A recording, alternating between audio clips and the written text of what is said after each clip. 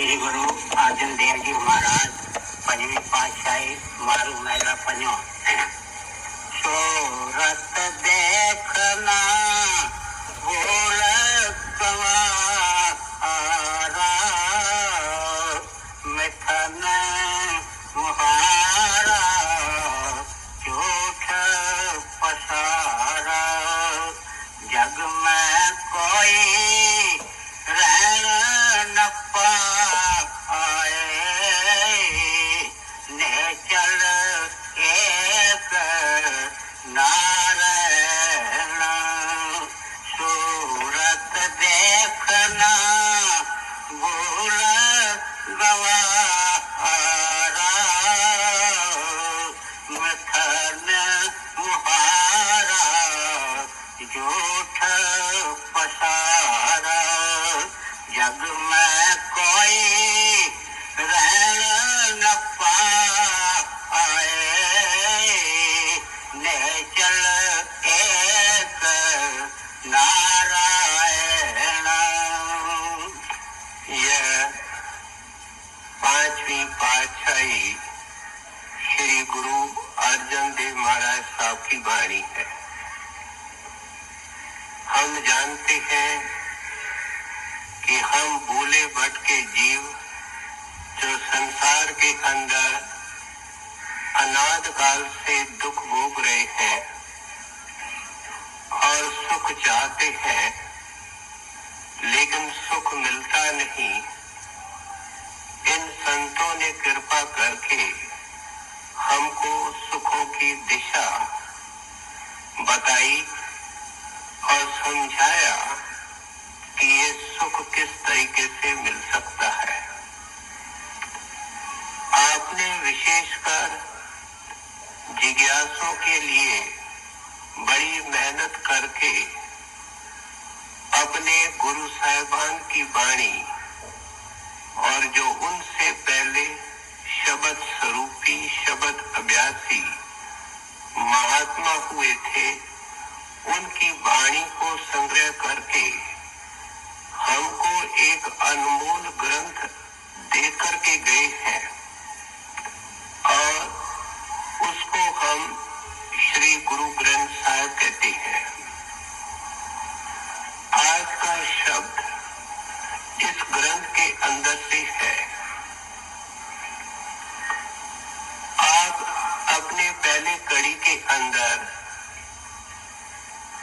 हमको जगाने की कोशिश करते हैं और जिसको जगाया जाता है उसको पहले हिलाया जाता है। इसलिए हमको एक जकोड़ा दे रहे हैं, हमको हिलौर दे रहे हैं और समझाते हैं सूरत देख न भूल गवारा। गवार हम किसको कहते हैं? मूढ़क को कहते हैं,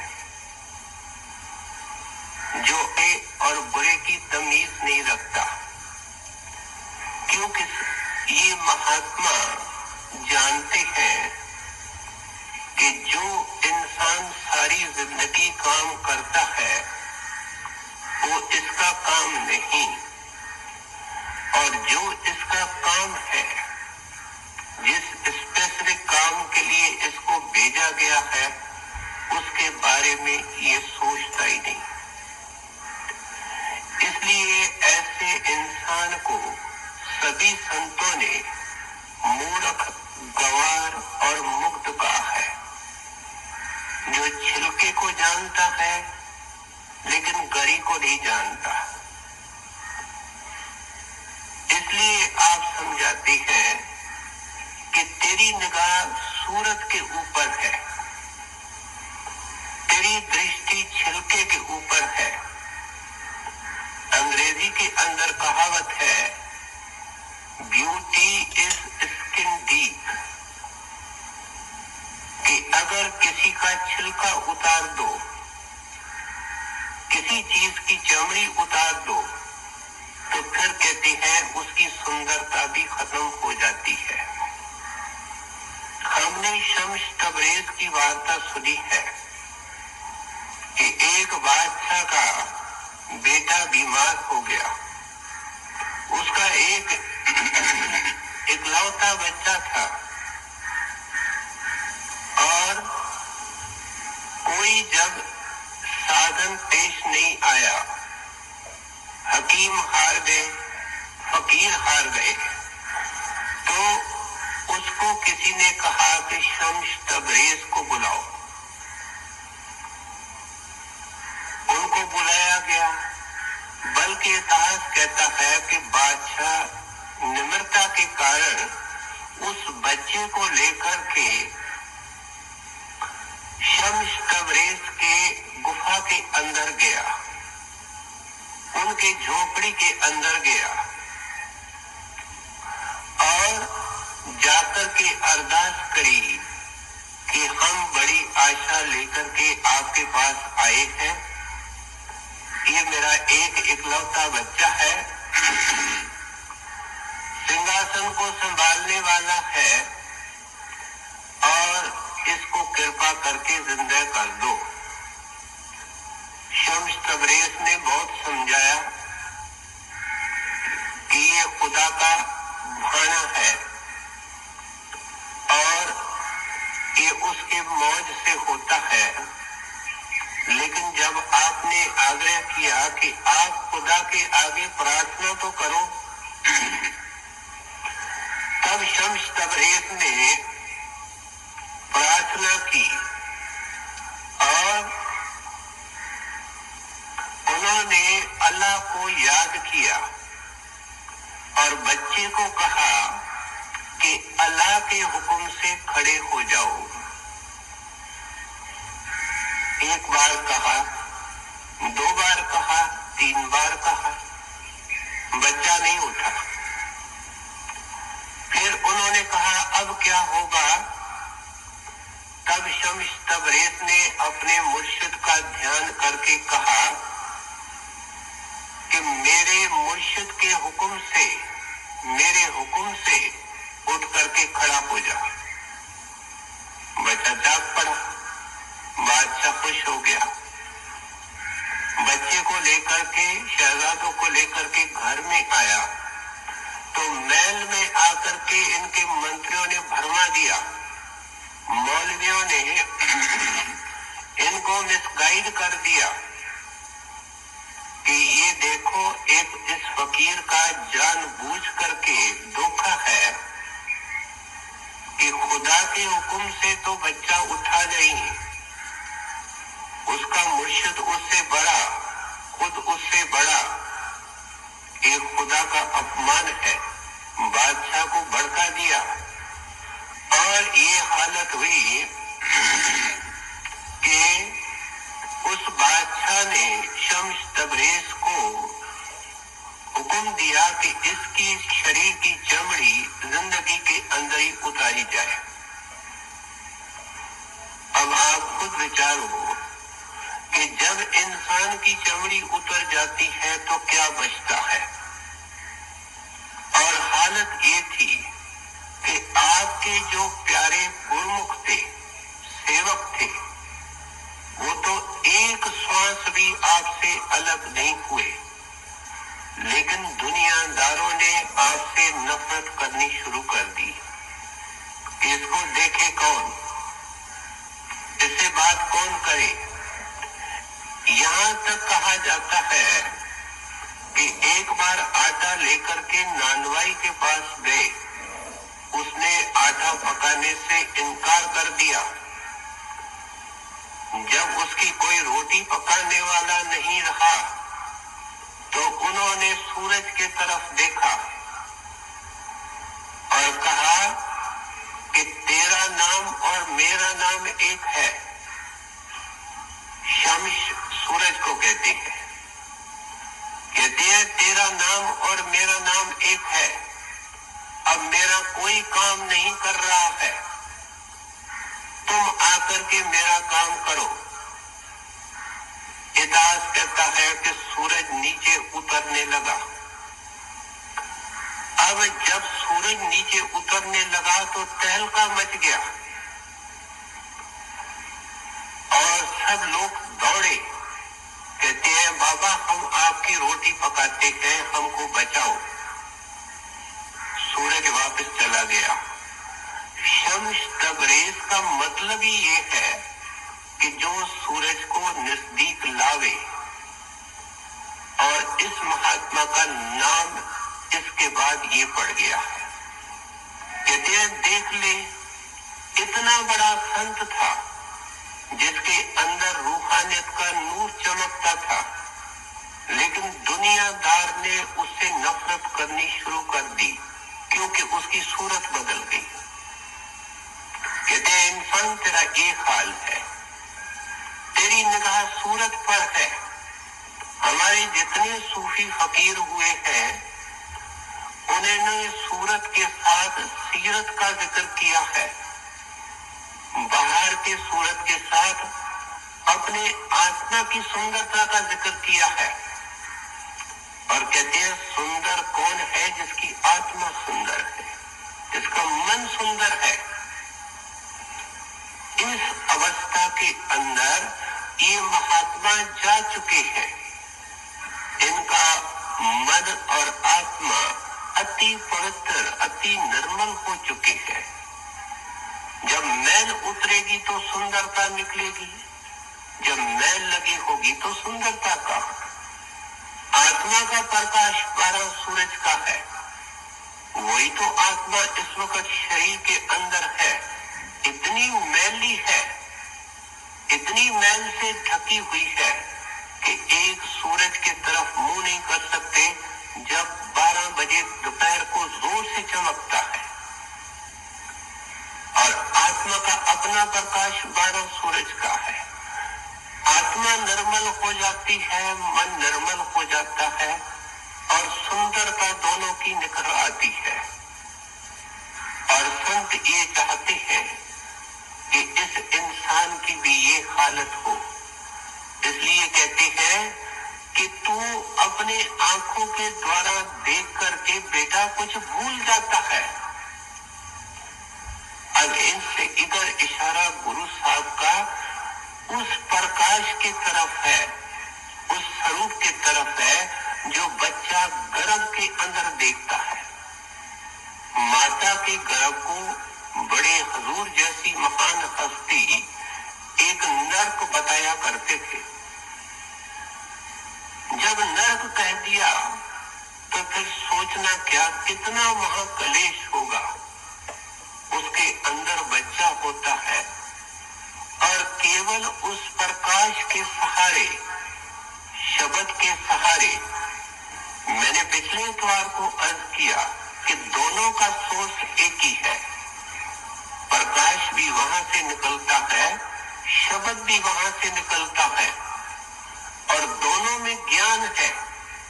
एक अंधे आदमी की जिंदगी किस तरीके से निकलती है, एक बहरे आदमी की जिंदगी किस तरीके से निकलती है। इसको अंदर के शब्द सुनने के कान मिल जाते हैं, अंदर के प्रकाश देखने की आंखें मिल जाती है, और उसके सहारे वो 10 महीने बच्चे अंदर निकालता है, वरना एक श्वास नहीं रह सकता। और जब अंदर प्रकाश है तो ज्ञान है, क्योंकि शब्द के अंदर ही ज्ञान है। और ज्ञान इसको क्या होता है कि मैंने कितने कितने दुख उठाए हैं, कौन कौन से जन्म देखे हैं, वह सारी तस्वीर एक सिनेमा की तरह इसके सामने होती है। उस नक्शे को देख करके रोता है, पुकारता है, तो भगवान तो इसको कहता है तेरा क्या विचार है।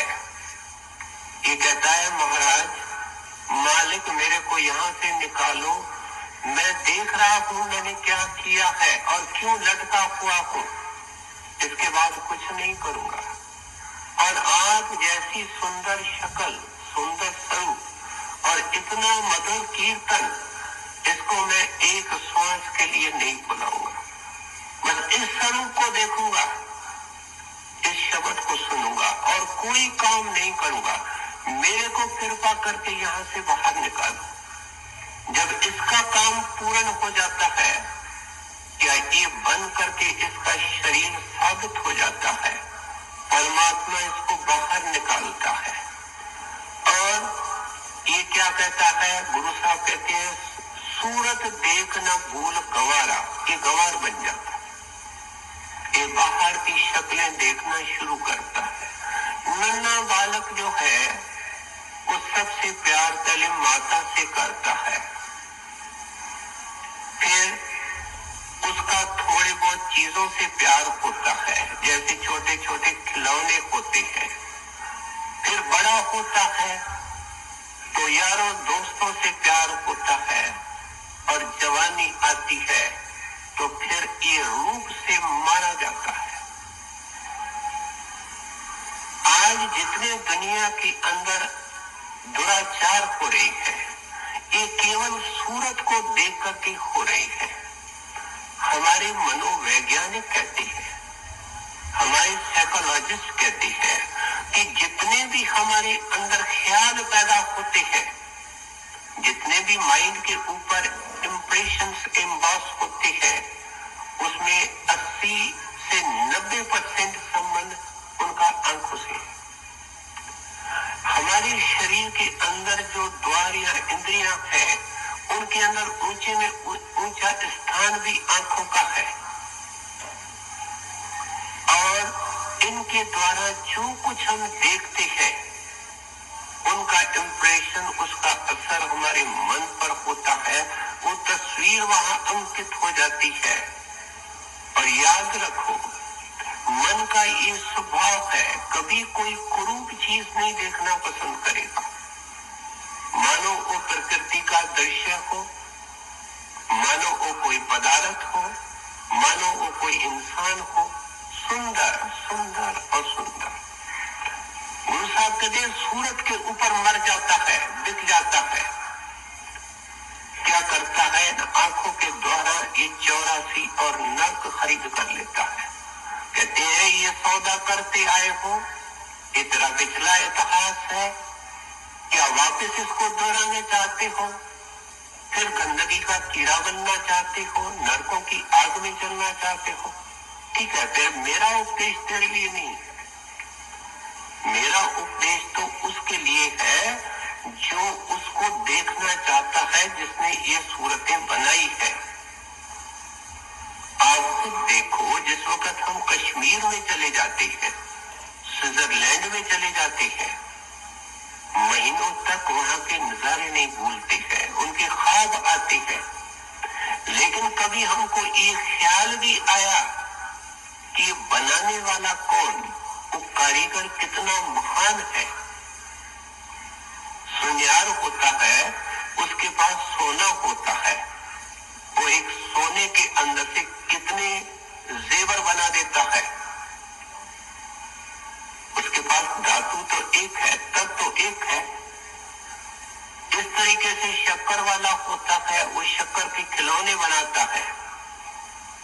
उसके पास बेसिक एलिमेंट तो एक होता है। इस प्रकृति के पास, भगवंत के पास इस संसार में 5 तत्व है, उनसे उसने अनेक आकार बना दिए हैं। वाणी के अंदर आया है हुक्मे होवन आकार, उसके हुक्म से सब ये शक्लें बनी है, सूरतें बनी है। मानो वो प्रकृति के दृश्य है, मानो वो पदार्थ है, मानो वो प्राणी है। इस सबको बनाने वाला वो मालिक है। कभी ये इंसान बैठ करके सोचता नहीं कि ये रचना है, और ये मेरे को इतनी लुभायमान और महासुंदर लगती है। जो इसको बनाने वाला होगा वो कितना महासुंदर होगा। ये किसके मन में ख्याल आता है? ये उस जिज्ञासु के मन में ख्याल आता है जो इस खोज में है कि इस संसार से परे क्या है, मौत क्या है, दुख और सुख का कारण क्या है, इस दुख और कलेश की नगरी से छुटकारा कैसे मिलेगा, उसके ये हिस्से के अंदर आता है, भाग्य के अंदर आता है। पता नहीं कौन से संत की कौन सी वाणी और वाणी की कौन सी कड़ी इंसान को चोट मारते हुए उसके हृदय को बेद देवे और असर पैदा करे, अनेक उदाहरण होते हैं। औरंगजेब का एक वजीर था, उसको हम वलीराम कहते हैं। बड़ा उसका होशियार वजीर था। एक दिन वो दरबार में थोड़ा लेट आया, बादशाह आ चुका था। इसने आकर के एकदम खड़े होकर के सलाम किया, क्योंकि अपने कुर्सी पर बाद में बैठते। बादशाह किसी काम में व्यस्त था और हुआ क्या कि वो पीली मक्खी जो जोर जोर से काटती है और दर्द होता है, वो उसके पाजामे से अंदर चली गई और उसको खूब काट रही थी, कई जगह डंग मार रही थी। लेकिन उसको सहते हुए वो सलाम अपना जारी रखते हुए खड़ा था। औरंगजेब ने बेपरवाही की, वो पता नहीं कौन से काम में लगा था। वलीराम के मन के अंदर नफरत आ गई। कहते हैं ये कौन सा बादशाह है, मेरे को मक्खी अंदर काट रही है, आधा घंटा मेरे को हो गया, मैं खाकी इंसान के आगे सलाम करके खड़ा हूं, मेरे तरफ देखता नहीं, अब उसके आगे झुकूंगा। जो बादशाहों का बादशाह है उधर से चला गया, घर में आया, घर से निकल गया।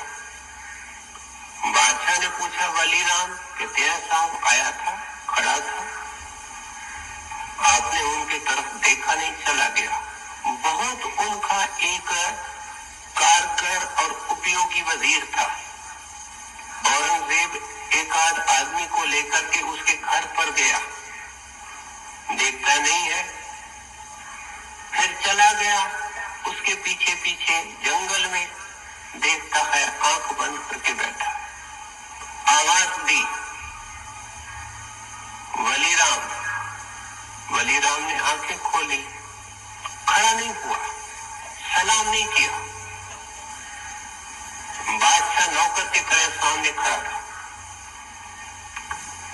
कहता है भाई वलीराम मेरे से गलती हो गई। कहते हैं साहब ठीक है, अब वो पिछला इतिहास है, अब मैं समझ गया कि दुनिया क्या है और दुनिया में किस चीज के पाने के लिए इंसान आता है, सच्ची इज्जत क्या होती है, और उसको पाकर के मैं रहूंगा। दरवेशों की खोज की होगी, कितना पाया इतिहास जानता है। तो इसलिए कहते हैं कि ये वाणी, ये संतों का उपदेश उसको असर मारता है, जिसकी दिल की धरती तैयार होती है, जो दिल के दरवाजे को खोल करके बैठता है, जो चित्त को एकाग्र करके सुनता है। कहते हैं इन आंखों ने तेरे को इस मुसीबतों के अंदर फंसाया, फंसाने वाला मन है। और वाणी के अंदर क्या आया है, शास्त्रों की उक्ति है, जहां आशा तहां बासा। मन की आशाएं संसार में फैली हुई है, सब तो पूरी नहीं होती है। कोई इंसान कह नहीं सकता कि उसकी सब आशाएं पूरी हो गई। मरता भी है, मरते वक्त कुछ आशाएं बच जाती है और हर एक की बच जाती है, और वो भी भगवंत पूरी करता है, आगे चल करके पूरी करता है। कहाँ उसकी पूरी होंगी इसका फैसला नेचर करती है। उसको कुत्ता बना सकती है, उसको इंसान बना सकती है, उसको कीड़ा बना सकती है, जैसी जैसी उसकी इच्छाएं हैं, और जहां बखूबी वो पूरी हो सकती है। एक आदमी दिन रात शराब खाने के अंदर बैठा है, शराब शराब शराब, मर गया, और शराब खाने के ऊपर भूत बन करके आता है, शराब की खुशबू लेता है, शराब पी नहीं सकता है, ये इसके लिए दोज़ख बड़ी सजा है। नेचर जहां मुनासिब समझेगी वहां रखेगी। संत इस सिलसिले को खत्म करना चाहते हैं, कहते हैं बेटा तू गंवार है, तू भले बुरे की तमीज नहीं रखता, मैं तेरे भले और कल्याण के लिए कहता हूं कि ये जो रचना है, जिसकी शक्लों के पीछे तू मारा मारा फिरता है, ये सब अस्थायी है। और नहीं, आईने के अंदर देखें, अपनी शक्ल को देखें, जो हमारी शक्ल 10 साल पहले थी, क्या आज है? हम पीछे हैं। हम अपने सेहत को देखें, हमारी सेहत पीछे है। हम अपने मकान को देखें, जो बड़े प्रेम से हमने 10-20 साल पहले बनाया, उसकी शक्ल बदलती है। तो इसलिए आप उपदेश करते हैं, तेरे सामने दुनिया के रूप बदलते जाते हैं, फिर बनते हैं और फिर रह जाते हैं। कई शक्लें तुम्हारे सामने आई, आज उनकी तस्वीरें हैं, उनके फोटो है, लेकिन वो तो नहीं है। तेरा भी कोई फोटो रखेगा और याद करेगा, इसलिए याद करेगा कि मेरे लिए ये करता था।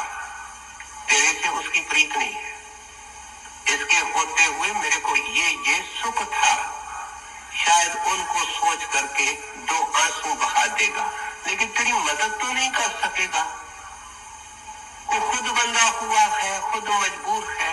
कौन मदद करने वाले हैं? जो पहले आजाद हो जाए। ये महात्मा आजाद है। ये संत अल्ल पंछी के तरह होते हैं, जो आकाश में रहता है, जमीन पर पैर रखता है, लेकिन वापस आकाश में चला जाता है। गुरु साहब आगे समझाते हैं। तो इसलिए पहले इस नुक्ते के ऊपर लाना चाहते हैं। कहते हैं, जग में कोई रह न पाए, नैचल एक नारायणा। कहते हैं, शमशान भूमि से निकलो, हमेशा धुआं निकलता हुआ मिलेगा। कौन जल रहा है उधर, एक दिन तेरा धुआं भी निकलेगा। अगर उस धुएं का नक्शा सामने रखेगा तो संतों के वाणी का असर होगा, गुरु के नाम का असर होगा। किसी से पूछा गया कि इंसान का असली घर कहाँ है? संतों के समझाने के ये तरीके हैं। कहते हैं, इंसान को तू शरीर समझता है और शरीर का घर शमशान भूमि है, और कोई इसका घर नहीं है। कि कितने घर बना दिया। इसलिए कहते हैं, जग में कोई रह न पाए। पहले तो शक्लें फीकी पड़ती है, पहले चमकीली लगती है और चमक होती नहीं है। ये केवल माया की चमक है। आप देखो, हिरन जब दिन में रेगिस्तान में दौड़ता है तो वहां क्या होता है? रेत के टीले होते हैं, और फिर जब सूरज चमकता है तो उस रेत के ऊपर सूरज की चमक पड़ती है। और हिरन क्या समझता है? हिरन समझता है ये पानी है। न वो पानी है, वो रेत है, और रेत के ऊपर चमक है। लेकिन वो समझता है कोई नदी बह रही है, नाला बह रहा है। वो दौड़ता है, फिर वो रसीद हो जाती है, आगे निकल जाती है, फिर दौड़ता है, आगे निकल जाती है, दौड़ता दौड़ता रेगिस्तान में मर जाता है।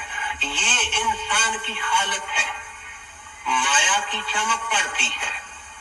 बच्चा है, खिलौने चाहिए, खेलकूद चाहिए, फिर चमक पड़ती है, यार दोस्त चाहिए, और फिर चमक पड़ती है, इसको काम तंग करता है, ये पता नहीं कितनी कितनी शक्लें देखना चाहता है। फिर इसके सामने माया आती है पैसे के रूप में, उसके ऊपर चमक पड़ती है कुछ नहीं, तड़पता तड़पता दौड़ता जाता। और कहते हैं, करना क्या है? नैचल एक नारायणा। वो परमात्मा एक नैचल है। अगर तू उससे प्रीत करेगा तू भी नैचल हो जाएगा। नैचल पंजाबी शब्द है जिसका मतलब है निश्चल, अमर, अजर, अविनाशी। कहते हैं, तेरे प्रेम, तेरे पूजा, तेरे परस्पर्श के लायक एक वो नारायण है। वो परमात्मा है, कुल मालिक है, सत्पुरुष है। पहले जीवन की दिशा देते हैं, जिंदगी का मकसद हमारे सामने रखते हैं कि मनुष्य जन्म परमात्मा की प्राप्ति के लिए मिला है। एक काली पीली गोरी शक्लें दे करके अपने आप को लुटा रहा है, इंसान तबाह कर रहा है। ये शक्लें तो उठती रहती है, बैठती रहती है, तू तबाह हो जाएगा। पता नहीं इन शक्लों को अपनाने के लिए मकान अपना होना चाहिए, उसके लिए ये रिश्वत लेता है। और पता नहीं दुनिया के अंदर क्या धंधा करता है। मकान के अंदर कोई और ऐशो ऐशत करते हैं, इसके ऊपर जाकर के मिट्टी पलीत होती है। कहते लड़कियों को अच्छे घरों में डालने के लिए पता नहीं क्या करता है। घर के अंदर ठाठ बाट रखता है, बाहर के आडंबर रखता है, खर्चे को पूरा करने के लिए कितने तूफान तोलता है। रहता क्या है जब शरीर ही नहीं रहता है। कहते एक सच है, एक टिकाऊ चीज है। हम जब हजूर महाराज के मुखारबिन से सुनते हैं, आद सच, जुगाद सच, है भी सच, नानक होसी भी सच, उसके साथ हमने कभी प्रीत की है, उसको कभी जानने की कोशिश की है। हम सत्संगी अपने दिल के अंदर झांक करके देखें, क्या हमारी सच से प्रीत है कि झूठ से प्रीत है? क्या हम अकलमंद है कि हम गंवार है? संत हमको अकलमंद करना चाहते हैं, भले बुरे की तमीज देना चाहते हैं। जो चीज टिकाऊ है और जो फना है उसका भेद समझाना चाहते हैं। कहते हैं परमात्मा रचना के अंदर भी है, लेकिन परमात्मा रचना से न्यारा है। फर्क क्या है कि रचना बदलती है, उसमें परिवर्तन आता है, लेकिन परमात्मा इनसे ऊपर है। अब ये सीधी सादी अकल की बात है कि अगर तू परमात्मा से प्रीत करेगा, वो रचना से न्यारा है, तू भी रचना से न्यारा होकर के उनके साथ मिल जाएगा। अब इस स्टेज पर आकर के ये सवाल पैदा होता है कि वो परमात्मा कहाँ है, उसको हम कैसे मिले, उसकी जिंदगी के अंदर कैसे प्राप्ति हो। यही तो सवालों का सवाल है, यही तो परमार्थ की जड़ है, ये तो क्रक्स ऑफ मैटर है। क्योंकि परमात्मा को मिलना चाहता है दुखों के कारण भी कोई लोग। बड़े खुशकिस्मत है वे लोग जो खुशी के अंदर परमात्मा की तलाश करते हैं, उनके पिछले भक्ति का संस्कार होता है। नहीं तो आदमी दुनिया की चोटें खा करके परमात्मा की तरफ दौड़ता है। खैर किसी तरफ भी किसी तरीके से भी दौड़े, लेकिन कहाँ दौड़े, कहाँ तलाश करे, कैसे उसकी प्राप्ति होगी, गुरु साहब आगे इसका उत्तर देते हैं। गुरपुर के पाशर आए, मोसक सब परम मिटाए। कहते हैं इसके लिए गुरपुरे की पौ शरणाई। देखो कैसी अजीब वाणी है। जैसे एक चेन होती है, जैसे एक सिद्धि होती है, एक एक पौड़ी, एक एक पौड़ी, एक एक रिंग दूसरे रिंग के साथ जुड़ी होती है। हमारे को देखो कितने सुंदर, कितने सरल तरीके से ऊपर ले जा रहे हैं। कहते हैं ये काम करना चाहते हो तो एक ही तरीका है, दो तरीके नहीं है। और वो क्या है? कहते हैं मोटी अकल से काम ले। तेरे को साइंसदान बनना है तो क्या करेगा?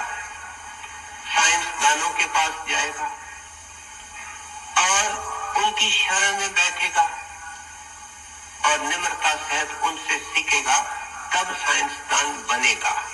तुमको कलाकार बनना है, कोई कला हो, अनेक कलाएं हैं, कलाकार की संगत करनी पड़ेगी और उससे सीखना पड़ेगा।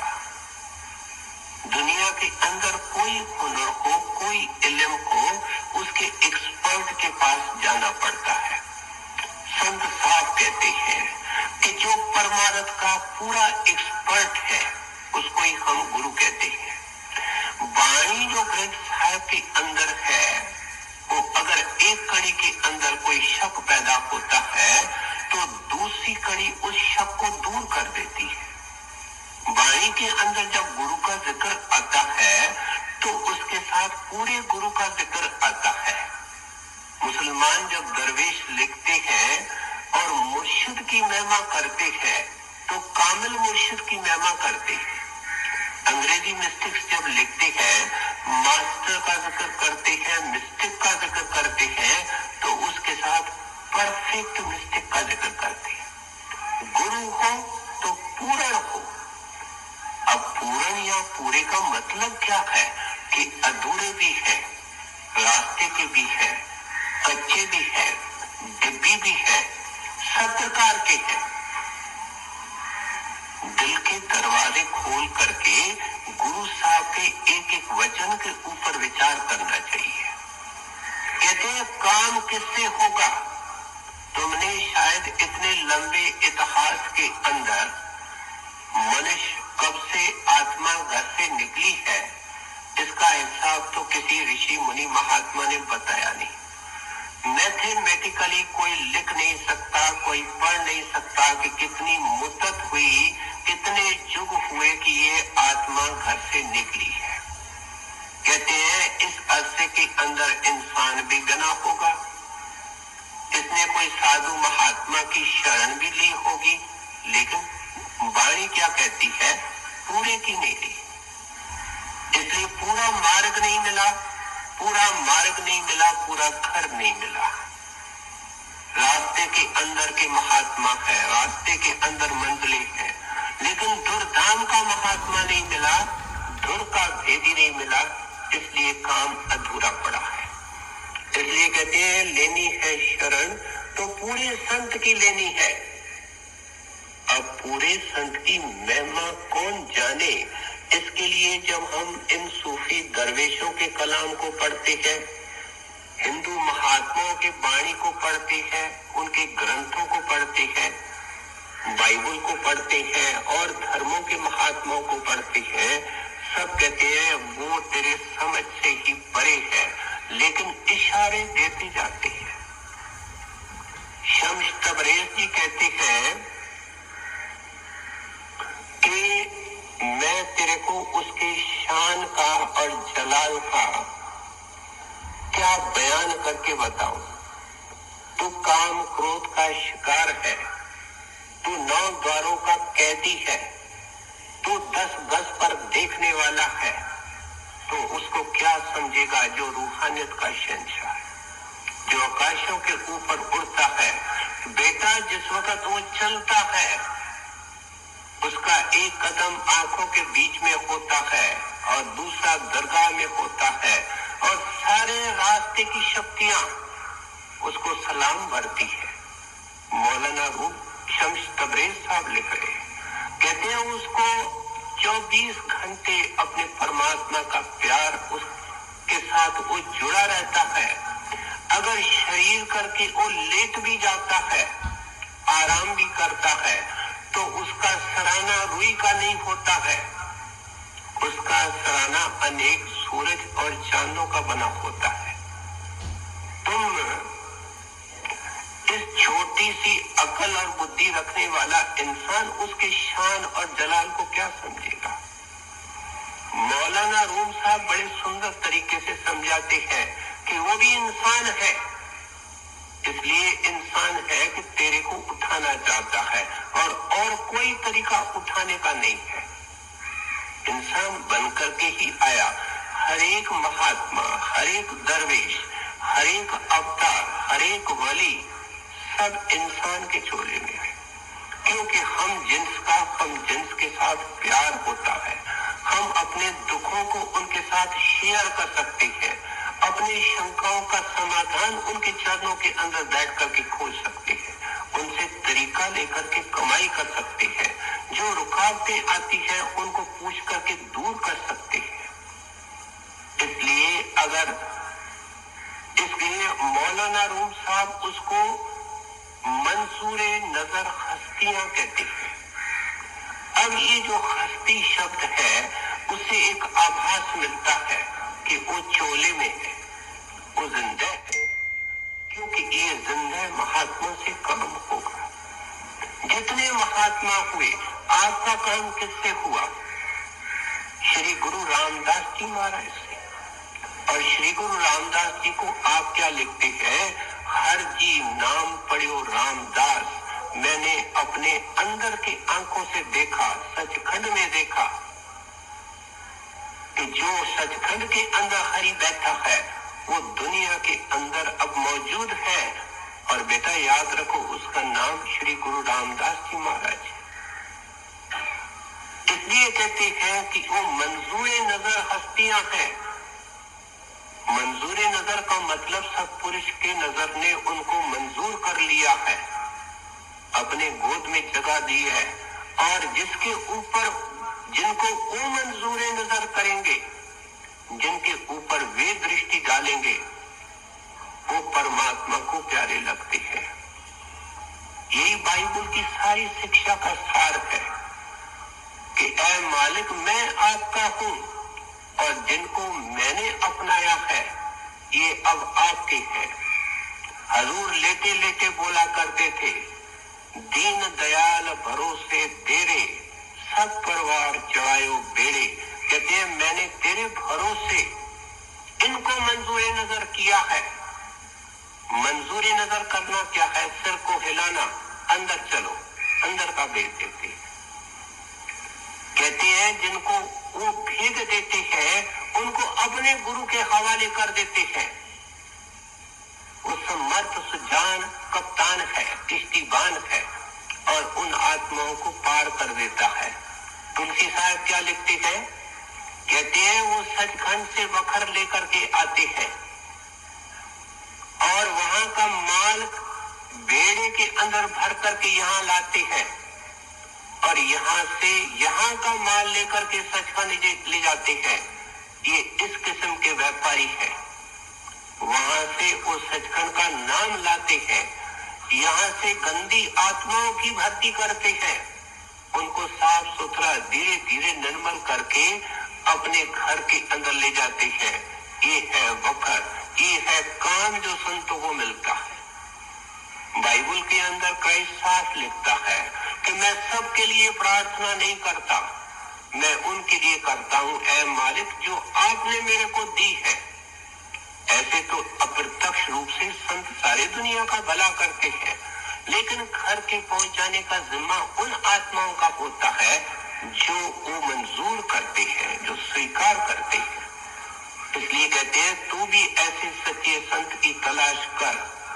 प्रीत की निशानी एक है, प्रीतम भी एक है और प्रीतम की निशानी भी एक है। और वो क्या है कि वो कुछ नहीं चाहता है। कौन है दुनिया के अंदर? हम अपने आप से पूछें, हम कितनी चीजें चाहते हैं। हम जिनसे प्रीत करते हैं और कहते हैं कि वो हमसे प्रीत करते हैं, वे भी चाहते हैं। एक सतगुरु है, एक परम है जो देता है, दिन रात देता है, सारी जिंदगी देता है, जुगों से देता आया है, लेता कुछ नहीं। सतनाम उसका अपना है।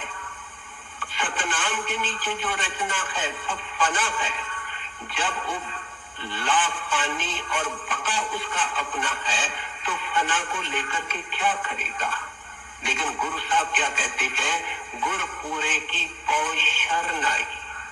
कहते हैं उनके चरणों के अंदर चले जा, अपने आप को समर्पण कर दे, उनके हवाले कर दे। अब हवाले क्या करना है? तन को, मन को, धन को। अष्टावक्र की बात हमने सुनी है, राजा जनक की सुनी। अब सवाल ये है कि मैं किसी के बेटा और उनके चरणों में अर्पण वो चीज कर सकता हूँ जो मेरी हो।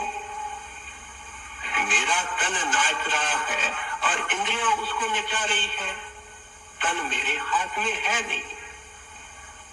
इस तरीके से हमारा मन हमारे हाथ में नहीं है, और हम पता नहीं सेवा में 10 रुपए देते हैं, मन फखर लेता है कि हमने 10 रुपए दिए, लेकिन बैठ करके डायरी लेकर के हिसाब करो कि ये खाकी शरीर जो इतनी सी मुट्ठी के अंदर तब्दील होने वाला है, उसके ऊपर ए बहन ए भाई लाखों खर्च हो गए, मिला क्या?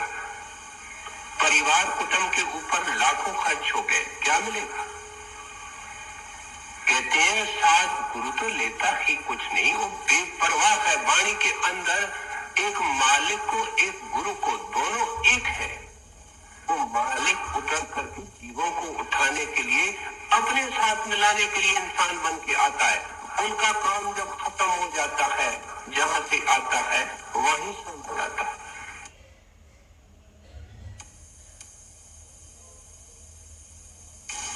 एक प्रेमी सत्संगी था, उसका प्रेम एक व्यापारी से था, उसका पक्का दोस्त था। अब आपको कोई अच्छी चीज मिलती है तो आप कुदरती ये चाहते हैं कि जो आपका खास इष्ट मित्र प्यारा है उसके हिस्से में भी वो आ जाए, इसलिए बार बार व्यास का जिक्र करता, गुरु का जिक्र करता। चलो तो सही, एक बार देखो तो सही। तो उनका दोस्त उनको क्या जवाब देता कि ये तमाशा तुम ही देखो, मेरे को देखने की जरूरत नहीं। कई बार कहा होगा और कई बार ये जवाब दिया होगा। एक बार काम करके थक गया, व्यापारी तो ओवर टैक्स करते हैं अपने आप को, माया ऐसे आती नहीं, सेहत की सत्यानाश करती है, पापों का बोझ बढ़ाती है, जाते वक्त साथ नहीं जाती, खूब कर्मों की गठरियां सिर पर लाद करके आत्मा को देती है। एक कोयलों के भंडार इकट्ठे करके जाता है। एक बार थक गया, कहता है कुछ आराम करो, निकल पड़ा गाड़ी में।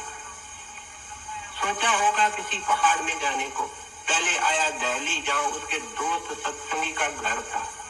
घर पर आया, देखता है दरवाजा बंद। पड़ोसियों से पूछा, कहते हैं ये तो ब्यास। मन ने सोचा ये बार बार कहता है ब्यास देखो ब्यास देखो, देखो तो सही इसका क्या है डेरा, कौन सा है वहां साधु महात्मा। चला गया ब्यास। इसका दोस्त सत्संगी बहुत खुश हुआ। कहते हैं भाई क्या? कहते हैं मैं तो यहाँ रहने वाला हूँ, काम करके थक गया था, आराम करना चाहता था। कहते हैं बहुत अच्छी जगह है, विश्राम करो और महाराज का सत्संग सुनो। कहता है मैं सत्संग वत्संग नहीं सुनता, भगवान कहाँ है, मेरे मन में तो पता नहीं कितने भ्रम है, कितने सवाल है। बहुत ठीक। उधर उन दिनों में डॉक्टर जॉनसन रहते थे, एक बहुत बड़ा कमाई वाला और बहुत होशियार आदमी यहाँ रहता है। मैं तेरे को उसके पास लेके चलता हूँ और तू उनसे जितने सवाल हैं पूछ ले। डॉक्टर जॉनसन के पास आए। डॉक्टर ने कहा भाई इनकी लिस्ट बनाओ। तो इन्होंने बैठ करके लिस्ट बनाई। कहते हैं लिस्ट बनाओ और एक एक का सवाल का जवाब पूछो। जब लिस्ट बना करके पूरी की तो सत्संग की घंटी हो गई। डॉक्टर साहब ने कहा भाई अभी तो सत्संग में चलेंगे और वहां से वापस आकर के तेरी सेवा करेंगे। सत्संग में गए। वो प्यारा ऐसे समझता है कि जिस तरीके से मैंने लिस्ट बनाई है उस तरीके से हर एक सवाल का जवाब सत्संग में आ रहा, क्रमवार उसके जवाब आ रहे हैं। क्योंकि बुलाने वाले वो होते हैं, समझाने वाले वो होते हैं, लगाने वाले वो होते हैं जिसका वक्त आ गया है। ये हैरान था कि साधु को तो कोई पता नहीं है। आया डॉक्टर के पास, जलपान किया होगा। कहते हैं अब पूछो। कहते हैं भाई आधे सवाल तो मेरे कट गए एक सत्संग सुन के। तो डॉक्टर साहब मुस्कुरा के कहते हैं एक और सुनो, लिस्ट खत्म हो जाएगी। लिस्ट खत्म हो गई। एक दो सत्संग सुना, अनाउंसमेंट हुई कि नामदान मिलेगा, महाराज की शान में भी कुछ बोलता होगा। बड़ी शर्म आ रही थी, कैसे जाऊं। आखिर जब महाराज के सामने गया छटनी में, तो महाराज उसे आंख में आंख मिला के कहते हैं कि तमाशा और देखो। कौन से लफ्ज जो ये खुद दोस्त को बोलता था, मेरे को तमाशा देखने की जरूरत नहीं है, तू देख। महाराज ने कहा और तमाशा देख ले, तसल्ली कर ले। आंखों से नीर ऐसे बहने लगा जैसे एक निर्दोष बालक का बहता है। कहता है मैं सब समझ गया महाराज, मेरे लिए कोई दरवाजा नहीं। अब मेरे को मेरे गलतियों और मेरे गुनाहों के बावजूद अपने चरणों की शरण दो। महाराज ने स्वीकार कर दिया, साथ में एक तिनका प्यार का दे दिया। एक तिनका दे दे, जीव की सारी जिंदगी खाता रहे, समाप्त नहीं होगा। डेरे के अंदर रह करके सेवा करके अपनी जिंदगी अच्छी निकाल के दिया।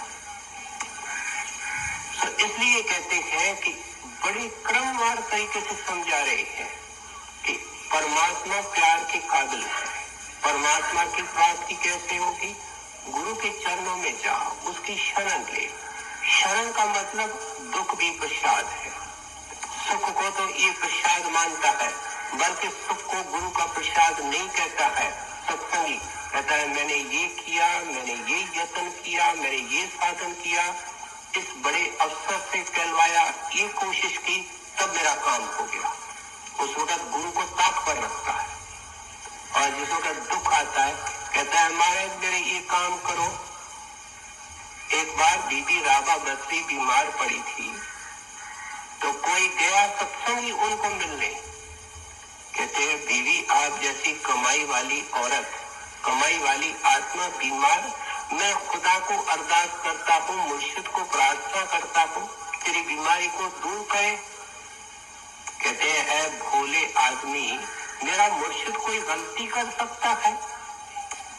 उन्होंने बीमारी मेरे को सोच विचार के दी है, ये उसका प्रसाद है, कौन प्रसाद लौटाएगा? मेरे को ये प्रसाद बड़ा प्यारा है। कहते हैं इसको शरण कहते हैं। इस तरीके से शरण में रह करके सत्संग करो, नाम की कमाई करो, आगे भेज देते, आगे बताते हैं। कहते हैं इस तरीके से पहले तुम्हारी जमीन साफ हो जाएगी। कमाई हुई जमीन के अंदर बीज डालो, उपजाऊ जमीन के अंदर बीज डालो, एकदम अच्छी फसल निकलती है। तो ये सत्संग पहले भरमों के कांटों को निकाल देता है, जमीन को साफ सुथरा करके बीज बोने के काबिल कर देता है। फिर सतगुरु उसमें बीज बोते हैं और क्या होता है इसका जिक्र गुरु साहब आगे करते हैं। को मंत्र दृढ़ाए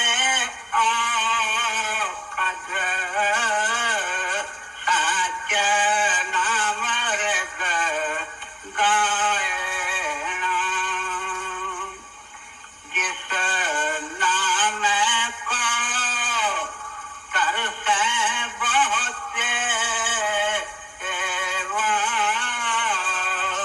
सगल भगत जाति करके सेवा। अब कहते हैं गुरु तुम्हारे साथ क्या संबंध जोड़ेगा? उसका खाने पीने का, मिलने जुलने का संबंध नहीं। वो रिश्ता नाता करता है, परमार्थी रिश्ता नाता करता है। परमार्थी रूप से अपने चरणों की शरण देता है। एक यतीम है, उसको एडॉप्ट करता है, अपना बेटा बनाता है, अपने घर में जन्म देता है। इसलिए गुरु साहब वाणी के अंदर लिखते हैं, सतगुरु के जन्म में गवन मिटाया। जब सतगुरु के घर में जन्म हो गया, आवागमन खत्म हो गया। आगे लिखते हैं, अनाद राते ए मन लाया। मन काबू आएगा जब अंदर में अनाद शब्द को सुनोगे। आगे काफी सवाल जवाब गुरु साहब का सिद्धों के साथ है। तो कहते हैं वो गुरु क्या कहता है कि सारी दुनिया के लोग एक ही बीमारी के अंदर मुब्तला है। इसलिए जब से दुनिया बनी है, बीमारी भी एक चलती आई है और दवा भी एक चलती आई है। और वो क्या है? होमे दीर्घ रोग है दारू भी इस माए, कृपा करे जे आपनी गुर का शब्द कमाए। दीर्घ रोग, रोग जो बहुत पुराना है, बहुत प्रचंड है, और वो कहते हैं होमे का है। बड़े सुंदर तरीके से, सरल तरीके से हजूर समझाया करते हैं। होमे क्या है? मेरा मेरा मेरा मेरा ये कब कहता है? जब परमात्मा का को अलग समझता है, ये अपने आप को अलग समझता है। अगर किरण कहे कि मैं किरण किरण किरण, ये मुंह रखा है। शाम को कहाँ है किरण? सूरज है।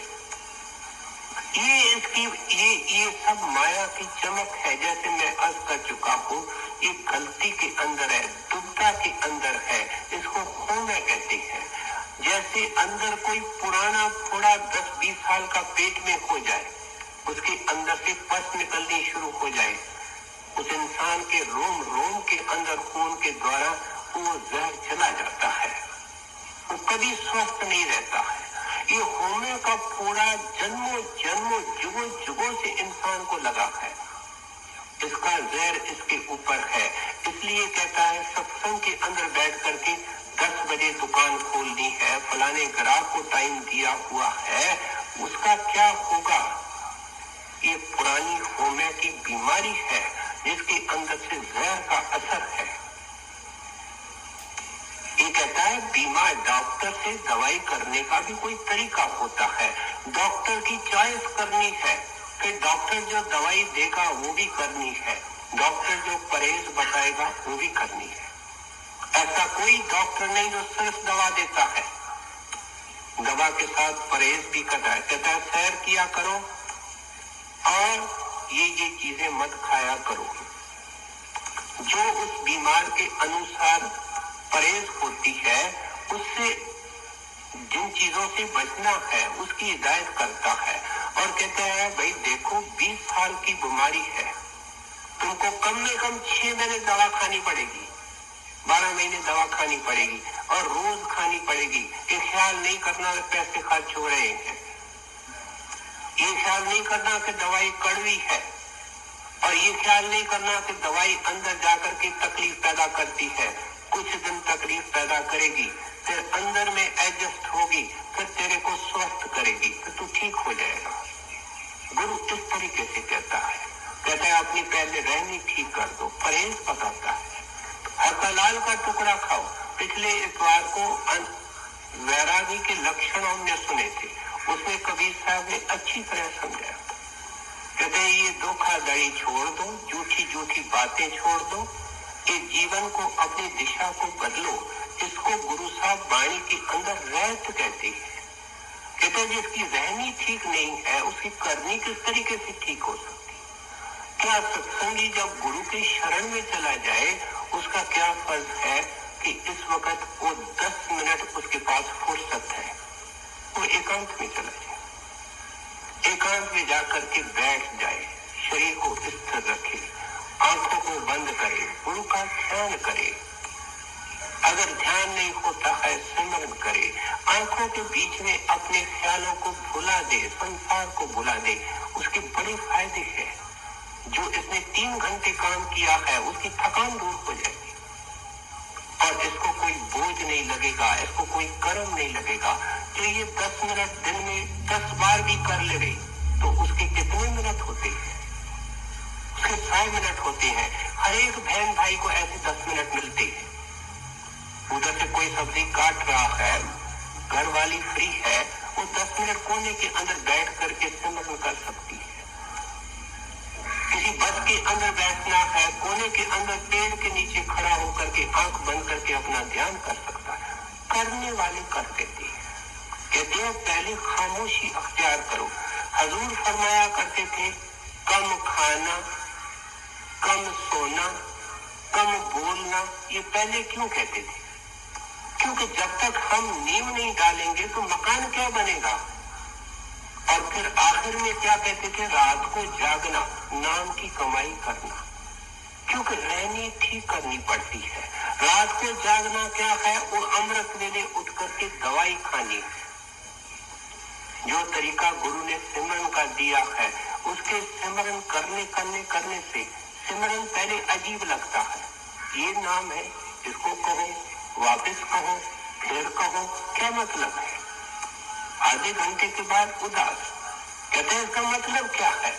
इसका मतलब बहुत कुछ है। सारे संतों महात्माओं ने जाप के ऊपर पुस्तक लिखे हैं, सिमरन के ऊपर पौड़ियां और किताब लिखे हैं, अनेक लाभ होते हैं। तो इसलिए कहते हैं सिमरन करने से क्या होगा कि धीरे धीरे दुनिया का सिमरन भूलेगा। बहुत धीरे धीरे काम होता है, परमार्थ का काम धीरे धीरे होता है, और जितने रहमानी काम होते हैं सब धीरे होते हैं, क्योंकि वो टिकने वाले होते हैं। जो चीज जल्दी आती है वो जल्दी चली जाती है, जो धीरे धीरे आती है वो रहती है, वो टिकती है। इसलिए कहते हैं बेटा ये करते जाओ, करते जाओ। जो गुरु ने तेरे को मार्ग दिया है, क्या अपनी रहने के अंदर जो नुक्स है, किसी के बेईमानी चोरी ठगी का मत देखो, किसी शक्ल के अंदर बुरा ख्याल न देखो, किसी धन को खरीदने की कोशिश न करो, कचहरियों में जाकर के झूठियां गवाहियां देता है, बुरे बुरे आदमियों के साथ करता है, रात दिन लोग टीवी के अंदर लगा करके पता नहीं कौन कौन सी शक्लें देख रहा है। एक तरफ तो कहता है मैं घर को जाना चाहता हूँ। तो जिंदगी कुदरती जब एक जिज्ञासु को समझाएंगे, बाद में स्थिति तो आएगा जब सत्संगी को समझाएंगे, क्योंकि जिज्ञासु गुरु के पास जाकर के फिर सत्संगी बन जाता है। तो अब हमको समझा रहे हैं कि भाई तेरे को परहेज भी करनी पड़ेगी, रहनी भी शुद्ध रहनी पड़ेगी।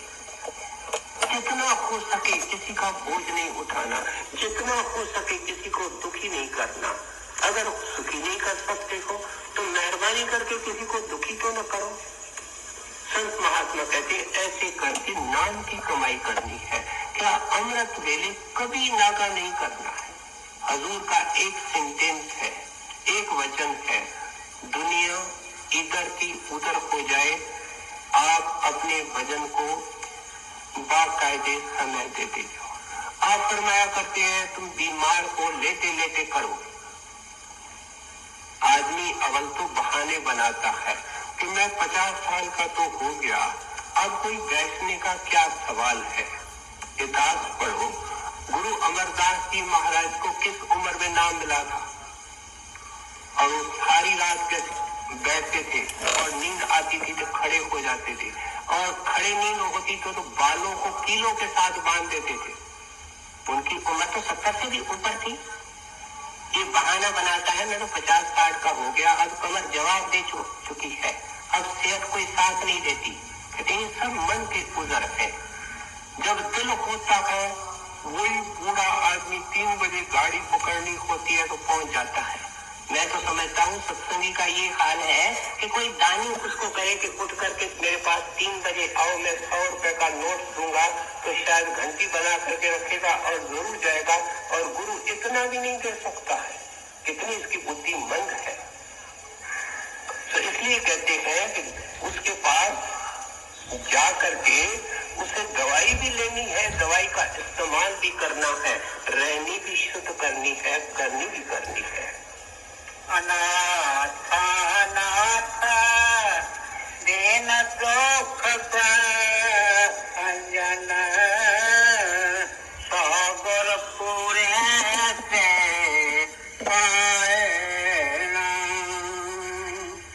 और द्वारा कोई न सूझे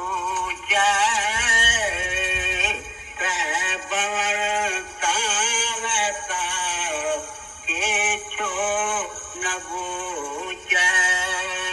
कहते हैं तू सत्संगी होकर के कहता है मेरे पास क्या है, सत्संगी होकर के कहता है मेरे को सतगुरु ने क्या दिया है, मालिक ने मेरे को किस हालत के अंदर रखा है। सत्संगी क्या तू कहता है, क्या वाणी कहती है, अनाथ नाथ दीन दुख भंजन। कहते हैं तू अनाथ पहले था, तेरा कोई स्वामी नहीं, तेरा स्वामी तो तेरा मन था और वो तुमको नरकों में ले गया। अब तू सच्चे स्वामी के पास आ गया है, सच्चे स्वामी में समाएगा और फिर तू कहता है मेरे को क्या है। तेरे को सब कुछ है। कहते तेरे को रखने वाला, पालने वाला, संभालने वाला, घर में पहुंचाने वाला मिला है। ऐ सत्संगी, कदम कदम पर शुक्र कर, श्वास श्वास में शुक्र कर। क्या उठते बैठते उसका सिमरन कर, उसकी याद कर, उसका शुक्र कर। याद नहीं होती है तो पुकार कर, मालिक अपनी याद दे।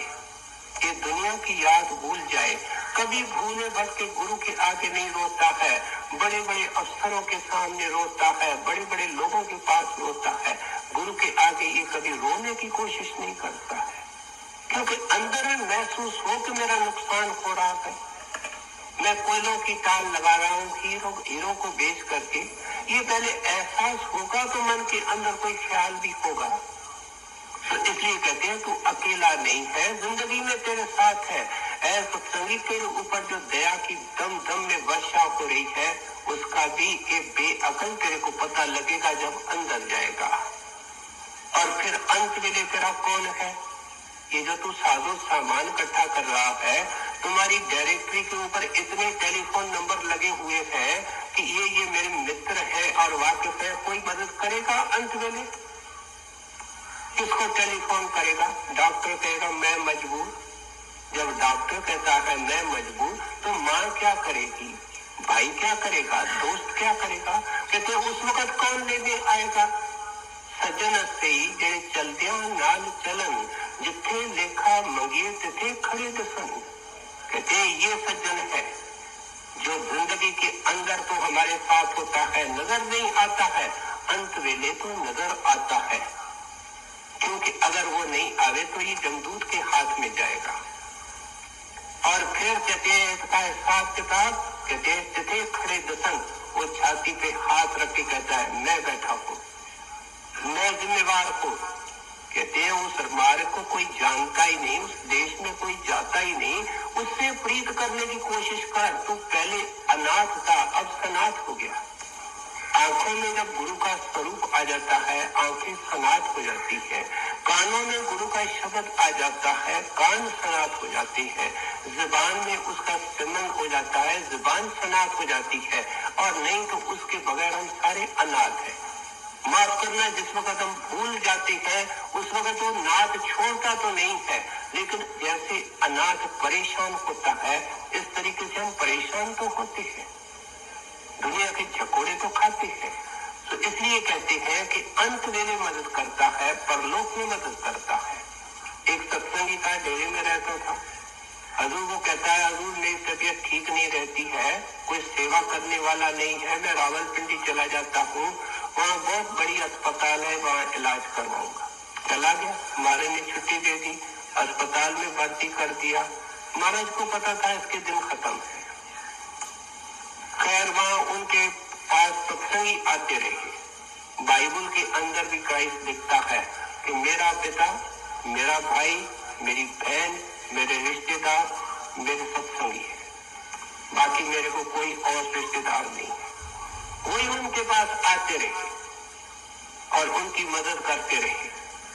और एक दिन रात को खिला पिला करके जो सेवा करने की दवाई वगैरह देनी थी दे करके चले गए। सुबह को आए तो देखते हैं चोला छोड़ गया। कहते हैं मन में कई किस्म के सत्संगी होते हैं, बोला ही कुछ नहीं, बताया ही कुछ नहीं, संभाल हुई कि नहीं हुई। जब ये बातें कर रहे थे तो एक बीमार उसके पास वाले बिस्तर के ऊपर था, वो खड़ा हो गया, मुसलमान था। कहते हैं क्या इसकी बात करते हो? रात को 2-3 बजे बड़ा प्रकाश हो गया, एक सफेद दाढ़े वाली नूरानी शक्ल आई, इसको साथ ले गई है। मेरे को तो लगता है ये बीमार कोई दरवेश है, क्योंकि खुदा इसको लेने आया, मैंने अपने आंखों से देखा है। कहते हैं कि ऐसा अगर सत्संगी, ऐसा अगर गुरु का बालक कहता है मेरे पास क्या है, मेरा कौन है, मेरी कौन मदद कर रहा है, तो कितना मूर्ख है। फिर गुरु साहब आखिर में क्या समझाते हैं? कहते हैं और द्वार कुछ नहीं पावे, जो तरीका मैंने बेटा परमात्मा को पाने का बताया है कि वो तेरे अंदर है और शब्द और नाम को पकड़ के मिलता है, उसका भेदी बाहर से सच्चा और पूरा गुरु होता है। फिर रहनी पड़ती है, नाम की कमाई करनी पड़ती है, नाम का बन करके ही जीवन गुजारना पड़ता है। अगर ये हिम्मत करता है, इसके संस्कार उत्तम है, तो जिंदगी के अंदर देख लेता है, नहीं तो आगे पीछे गुरु इसको संवार करके, ठीक करके, सुधार करके इसको घर के अंदर पहुंचा देता है। इसके साथ ही इस विषय को समाप्त करते हैं। और द्वारा कोई न सूझे,